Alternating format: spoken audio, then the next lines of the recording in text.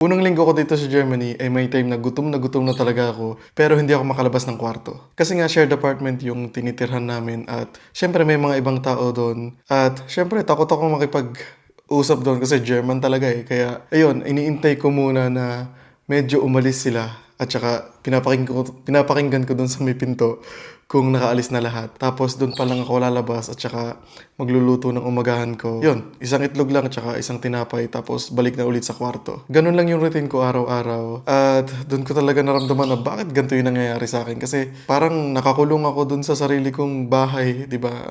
Ang hirap talaga kasi isipin nyo, parang bilang lang yung ginagawa ko doon. Kasi nga may mga Germans na nakatira doon. At dahil takot talaga akong makipag-usap, iniiwasan ko sila. At yun yung pagkakamali na pinagsisisihan ko hanggang sa araw na to kasi hindi sana ganun kahirap yung pinagdaanan ko kung natuto lang ako makipag-usap sa ibang tao. In German, syempre. Sa next video, ikikwento ko naman sa inyo kung bakit naramdaman ko na parang bumalik ako sa pagkabata kahit 25 years old na ako noon. Kaya i-follow mo to kung gusto mong malaman yung buong kwento ko dito sa Germany.